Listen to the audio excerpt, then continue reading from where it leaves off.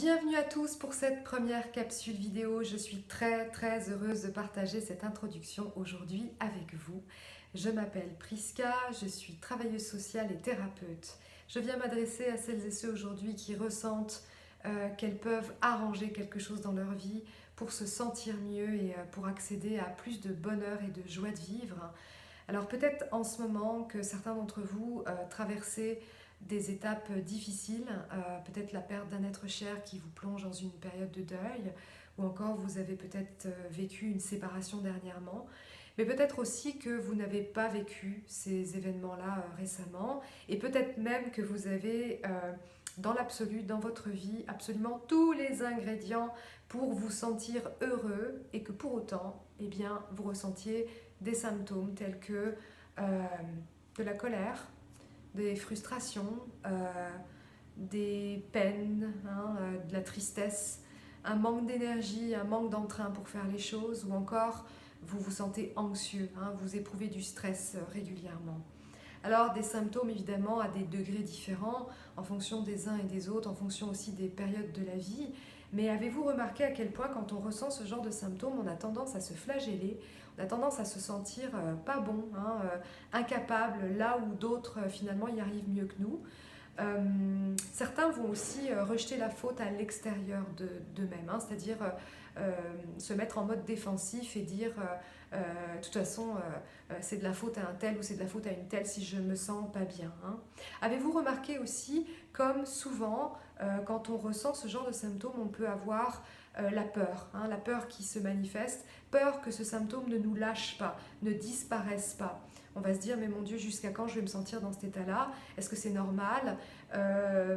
Est-ce que peut-être que c'est moi qui suis finalement de nature anxieuse ou de nature dépressive, vu qu'il y en a dans ma famille. Donc on va même par moments s'identifier aux symptômes. Alors c'est sûr que quand la peur embarque, ça va en ajouter à la souffrance, évidemment. On va rester beaucoup plus longtemps enfargé dans cette souffrance, puisque certaines croyances vont découler de cette souffrance. On va comme les cristalliser, les ancrer.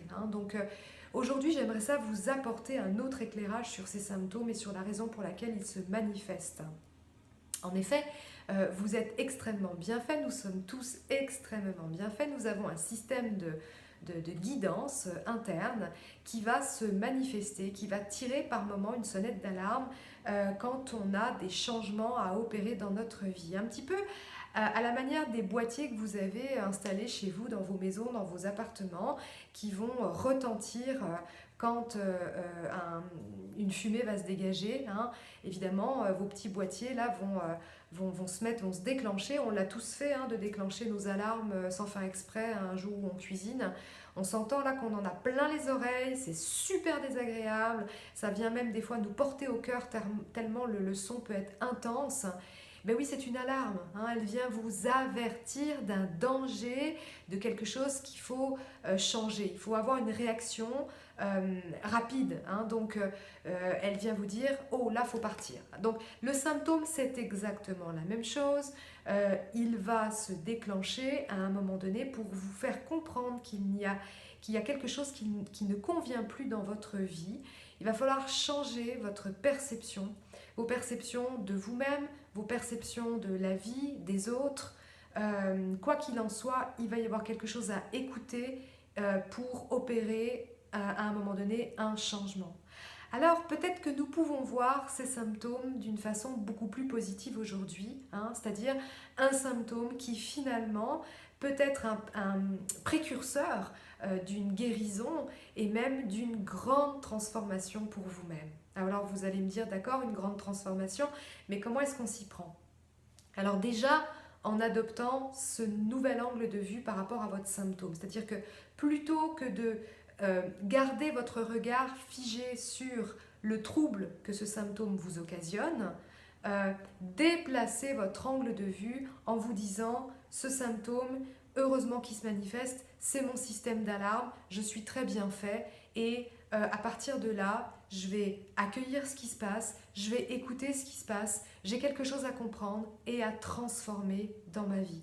Déjà, je vous assure que vous allez lâcher un certain nombre de culpabilités, vous allez faire de grands pas déjà sur le chemin de votre propre guérison. Après ça, j'ai envie de vous parler d'amour inconditionnel de soi, pour soi et par soi-même. C'est quoi l'amour inconditionnel pour soi-même dans une situation où on se sent mal? Eh bien, c'est déjà d'accueillir sa souffrance, d'accueillir sa douleur, de se donner finalement le droit de se sentir mal. J'ai le droit d'être triste à un moment donné, et oui, j'ai le droit de me sentir anxieux, j'ai le droit de me sentir en colère, j'ai peut-être même toutes les raisons pour ça. Donc, c'est là, regardez-le, traversez-le. Bien sûr, il va y en avoir qui vont mettre ça soigneusement sous un tapis, hein. Mais le problème, c'est que le jour où ce symptôme va décider de ressurgir, il va faire encore plus de bruit, l'alarme va être encore plus bruyante. Donc, traversez vos sensations, vos symptômes, pardonnez-vous d'avoir à franchir ces étapes-là parce qu'elles sont porteuses de changement, hein. Accueillez-vous avec plus de douceur, accueillez-vous avec plus de bienveillance et permettez-vous de peut-être ne pas toujours faire ce que vous faisiez auparavant, hein. C'est-à-dire vous aurez peut-être besoin pendant un certain temps d'y aller un petit peu plus tranquillement dans vos vies, hein. On va parler d'amour par soi-même, oui, parce que souvent on a eu l'habitude comment dirais-je, de s'aimer en fonction de l'extérieur parce que c'est en fonction de l'extérieur le plus souvent que nous avons évalué notre propre valeur, hein, en fonction des discours extérieurs, c'est-à-dire de notre famille, de nos parents, des professeurs quand on est jeune, bref, de nos pères, hein, c'est-à-dire nos copains, copines, nos camarades, nos frères et sœurs, je l'ai déjà dit. Mais en tout cas, vraiment, c'est par l'extérieur que nous allons jauger notre valeur et du coup apprendre à nous aimer plus ou moins, hein, en fonction de la valeur que nous allons déterminer. Regardez à quel point nous quêtons l'amour à l'extérieur de nous-mêmes quand dans une relation par exemple de couple, nous demandons à notre partenaire de combler nos espaces, hein, c'est-à-dire on va lui demander finalement de combler nos vides. Alors si on a le sentiment que le partenaire ne nous comble pas, on va peut-être aller de partenaire en partenaire, changer de relation assez facilement pour se rendre compte finalement qu'on ressent toujours ce vide. Ben oui, parce que c'est par vous-même que vous allez devoir apprendre à vous apporter de l'amour. Certains d'entre nous aussi, par moments, vont quêter de l'amour dans la sphère professionnelle parce qu'elle peut être des fois seule source de valorisation, hein. D'autres vont aussi quêter pendant des années et des années l'amour de leurs proches, de leur famille, de leurs parents, là où aussi par moments les parents ne sont pas capables de renvoyer de l'amour. Alors est-ce qu'ils seront capables un jour? Je ne sais pas, hein, mais c'est pas sûr. Donc il va falloir apprendre à développer de l'amour par vous-même. Ensuite, je vais vous parler d'un thème qui me tient vraiment très à cœur, qui est le développement de sa pleine conscience. Qu'est-ce que se développer en pleine conscience? C'est déjà s'observer, se voir aller, prendre du recul par rapport à soi-même, observer nos comportements, observer nos attitudes, observer notre ambiance émotionnelle interne, observer notre verbiage mental, observer votre système de croyances. Nous avons tous validé un certain nombre d'idées, un certain nombre de pensées, et comme nous les avons validées, elles sont devenues des croyances. Sauf qu'une idée, théoriquement, se valide et s'invalide à n'importe quel moment, hein. Vous n'êtes pas une idée, vous n'êtes pas une simple pensée et vous n'êtes pas une croyance. Tout ça, ça peut changer à n'importe quel moment de la vie. Donc on va explorer les idées que vous avez choisi de valider et qui sont des idées limitantes dans votre vie. C'est-à-dire que de ces croyances, de ces idées, de ces pensées, vont découler des comportements, des attitudes qui aujourd'hui ne vous permettent pas ou ne vous permettent plus d'atteindre votre plein potentiel, de vous développer à votre plein potentiel. Donc on va faire le tour de ce système de croyances, bien sûr. Peut-être qu'il y a certaines idées qu'on va devoir laisser, qu'on va devoir abandonner pour en emprunter, pour en adopter de nouvelles qui vont être beaucoup plus porteuses dans notre vie. Alors à ce moment-là, quand j'abandonne une idée pour en adopter une nouvelle, je le fais consciemment, c'est-à-dire je fais ce choix conscient. Et qui dit choix conscient dit responsabilité, responsabilisation de moi-même, de ce que je veux être, de ce que je veux devenir, de ce que je veux voir venir ou pas dans ma vie.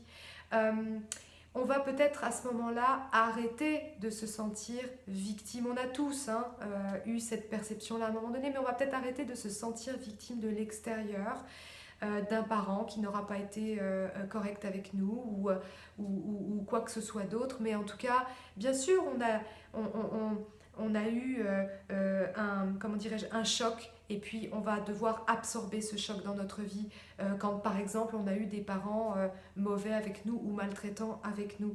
Mais ça n'est pas parce que vous avez reçu un choc dans votre vie que vous êtes condamné à être mal, d'accord, à être piégé par des sensations d'angoisse, de stress, de peine, etc., etc. Donc, on va prendre la responsabilité de nous-mêmes. Par exemple, si je me lève un matin et que je me sens grognon, alors je vais me voir aller, je vais faire ce choix de me regarder un petit peu plus à distance, de me voir aller et de me dire, ok, est-ce que j'ai envie de garder cette attitude-là pour moi tout au long de la journée? Est-ce que je peux faire le choix d'autre chose, et auquel cas je vais m'emmener ailleurs possiblement. Donc je suis bien responsable de ce que je vais décider de vivre à ce moment-là dans ma journée.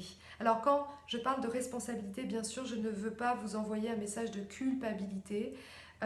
Vous n'êtes pas coupable de ce qui s'est joué dans vos vies. D'ailleurs, la plupart du temps, quand nous faisons des choix, nous les faisons sans être réellement éclairés, sans être en pleine conscience de ce que nous faisons, et nous réagissons le plus souvent avec les outils dont nous disposons au moment où la situation apparaît. Donc je ne vous envoie pas de message de culpabilité, mais je vous invite bien ici à développer la pleine conscience de vous-même et à devenir de plus en plus responsable de ce qui va se tramer dans votre vie. Alors voilà, certains d'entre nous, pour se développer justement, pour croître dans leur vie, vont aller piocher des petits outils à droite à gauche, regarder des documentaires, écouter des vidéos, lire. Et c'est génial, je trouve ça super. Donc c'est la raison pour laquelle je vais mettre en place des petites capsules qui vont venir détailler les thèmes que je viens d'aborder rapidement ici avec vous. Je vais essayer de vous donner des outils concrets le plus possible pour que vous puissiez les essayer et voir si ça apporte du mieux dans votre vie. Pour celles et ceux qui sentent qu'elles auraient ou qu'ils auraient besoin d'un accompagnement individuel, alors à ce moment-là, ça va me faire vraiment, vraiment plaisir de vous accompagner, de vous accueillir dans mon cabinet privé à Montréal.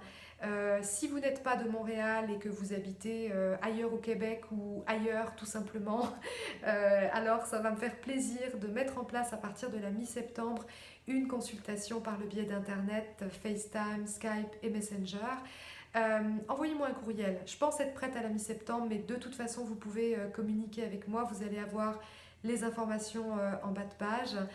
Écrivez-moi, je vais vous répondre dans les meilleurs délais et on va établir un lien et on va organiser tout ça tranquillement ensemble. Quoi qu'il en soit, que je vous rencontre par le biais d'Internet ou en consultation ici à Montréal, ça va me faire vraiment, vraiment plaisir de vous accueillir avec les émotions du moment, là où vous en êtes aujourd'hui. Et avec bienveillance et sans jugement, je vais tenter bien sûr de vous donner le maximum d'outils qui sont